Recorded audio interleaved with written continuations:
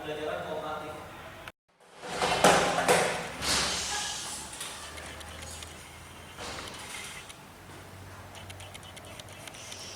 Assalamualaikum warahmatullahi wabarakatuh. Waalaikumsalam. Pagi anak-anak. Pagi Pak. Ketua kelas ada yang nggak masuk? Ada Pak. Siapa? Mami, Ucok sama Abdul Pak. Oh, itu mereka mana ya? Katanya sih dia nyariin air gitu Pak, bener tidak berdoa Pak. Oh, yaudah tadi udah berdoa belum? Belum Pak. Yaudah, ketua kelas boleh berdoa ya. Ya Pak, sebelum teman-teman, sebelum kita mulai belajar, alangkah baiknya kita berdoa. Berdoa dimulai. Selesai. Ya, anak-anak, pada kesempatan ini Bapak akan menjelaskan tentang mengamati fenomena geografi dan perumusan pertanyaan penelitian geografi. Tujuan kita mempelajari materi ini yaitu untuk mengetahui dan mempermudah dalam pembuatan pertanyaan penelitian berdasarkan fenomena-fenomena geografi yang akan kita amati. Kita mulai aja ya materinya ya. Yang pertama, mengamati fenomena geografi. Ada yang tahu pengamatan itu apa? Pengamatan yaitu kegiatan menggunakan satu indera atau lebih seperti melihat, mendengar, mengecap, dan meraba secara seksama untuk mendapatkan keterangan atau makna dari sesuatu yang kita amati.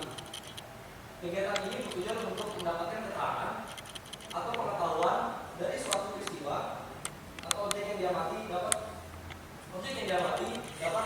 berupa makhluk hidup, kejadian, fenomena-fenomena alam maupun proses dalam kehidupan tersebut. Pengamatan atau observasi dapat dilakukan secara kualitatif dan kuantitatif. Dalam penelitian, observasi dapat dilakukan dengan tes, kuesioner, rekaman, gambar, dan suara. Yang pertama yaitu pengamatan secara kualitatif.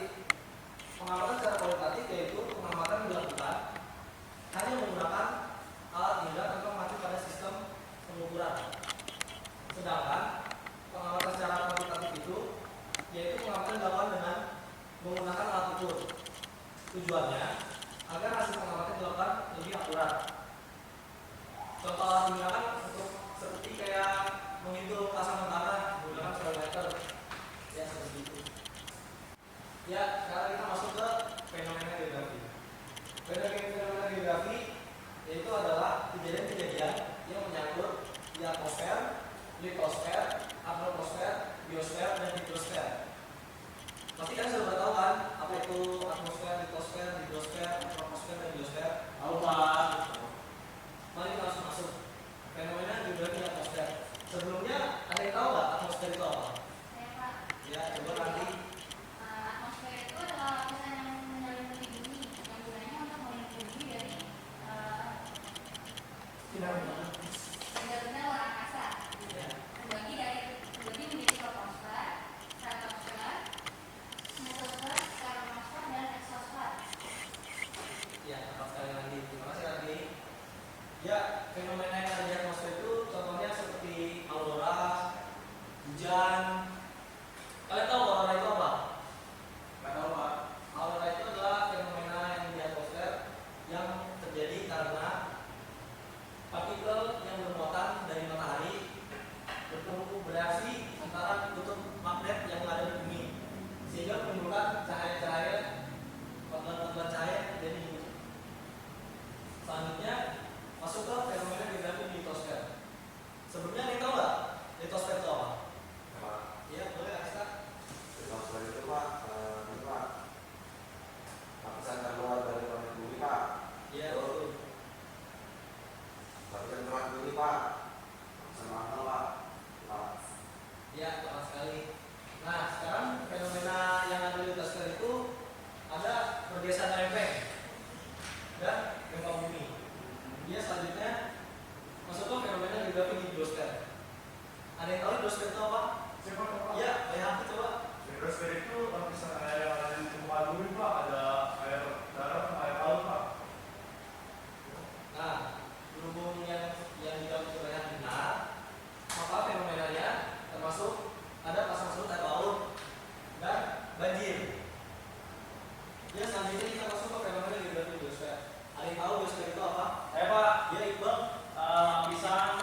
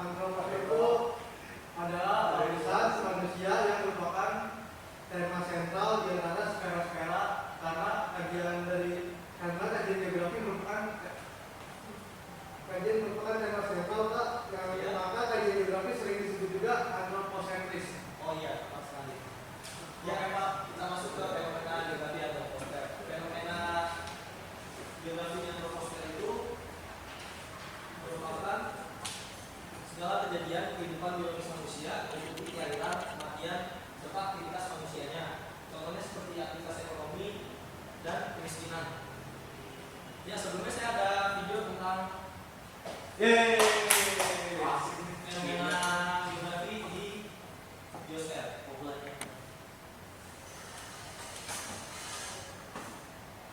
Bisa disimak videonya, soalnya ini akan saya beri tugas di materi selanjutnya. Oh, bebas.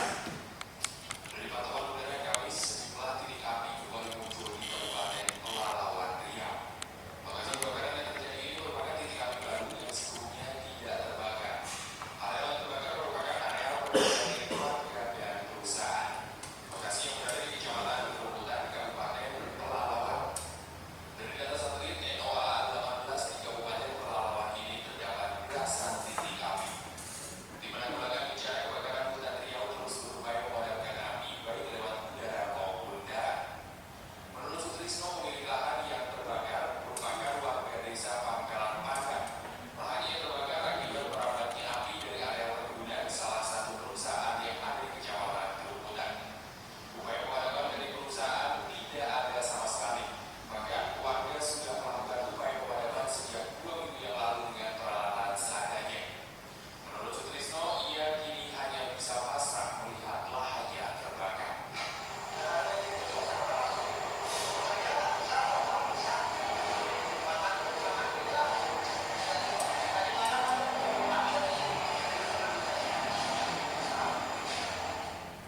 Melihat cuaca yang ekstrim di mana kemarau akan terjadi di Sumatera, lahan dan hutan yang terbakar diperkirakan akan meningkat terus.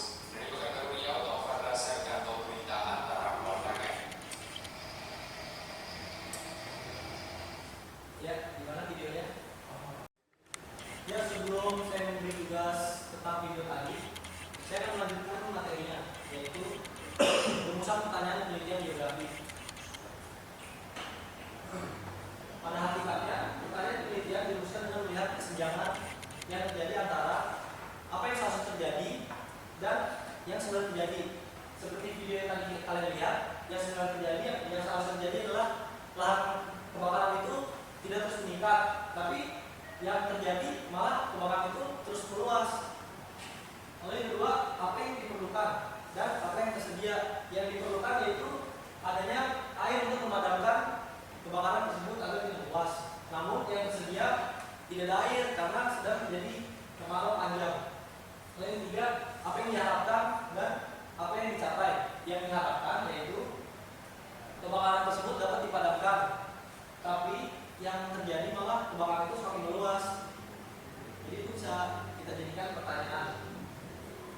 Lalu setidaknya terdapat syarat-syarat pertanyaan penelitian. Nah, syarat-syaratnya ini, yang pertama, pertanyaan harus mengacu pada masalah, gejala atau fenomena, tujuan dan potensi penelitian. Lalu yang kedua, menggunakan kata-kata yang sederhana, jelas, dan mudah dimengerti. Lalu yang ketiga, hindarkan kata-kata yang mempunyai arti ganda. Yang keempat, sifat pertanyaan harus netral dan objektif. Jadi artinya pertanyaan kita ini tidak memihak ke siapapun dan harus objektif terhadap masalahnya. Selanjutnya, ada 3 macam pertanyaan penelitian, yaitu yang pertama deskriptif. Pertanyaan deskriptif itu yakni mendeskripsikan fenomena atau gejala yang diteliti apa adanya dengan menggunakan kata tanya 5W. Kalian tahu 5W itu apa? Apa, siapa, di mana, mengapa, dan kapan. Lazimnya diberikan untuk pertanyaan penelitian kualitatif. Lalu yang kedua ada eksploratoris. Nah, eksploratoris ini untuk memahami gejala atau fenomena secara mendalam dengan menggunakan kata tanya bagaimana. Lazimnya digunakan untuk pertanyaan penelitian kuantitatif. Lalu yang terakhir ada eksplanatoris. Nah, eksplanatoris ini yaitu pertanyaan untuk menjelaskan pola-pola yang terjadi terkait dengan fenomena yang dikaji dengan mengajukan pertanyaan apa ada hubungannya atau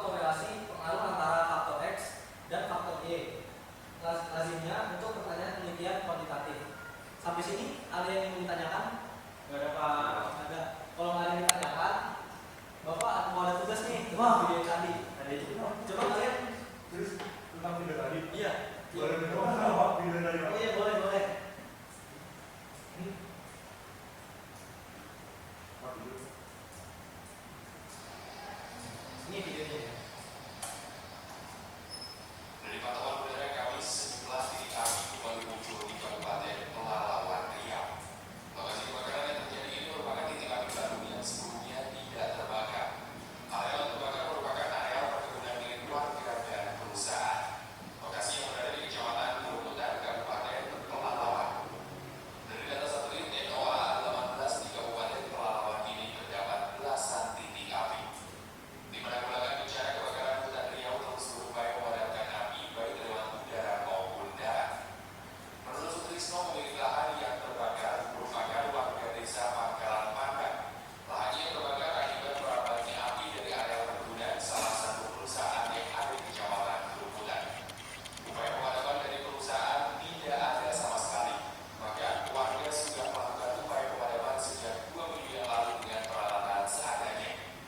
Menurut Sutrisno, ia kini hanya bisa pasrah melihat lahannya terbakar.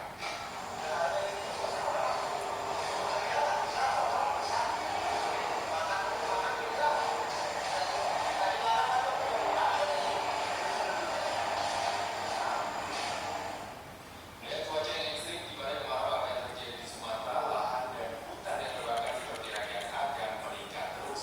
Dari Pekanbaru Riau, Taufan Razak, Kantor Berita Antara Wartanya. Ya, itu videonya. Sekarang Bapak akan menjelaskan kepada kalian, yaitu jelas itu kalian buat kelompok 3 kelompok untuk berdua, membuat pertanyaan tentang deskriptif, eksploratif, dan eksploratoris masing-masing kelompok 1 ya. Bapak tunggu sekitar 2 menit. Ayo, bikin pertanyaan. Ya, sudah 2 menit. Gimana anak-anak? Apakah sudah selesai? Sudah, Pak. Ya, baik, kita akan mulai jawabannya ya, pertanyaannya ya. Gimana nomor 1? Apa yang kalian dapat dari video yang tadi Bapak terangkan, Bapak siapkan?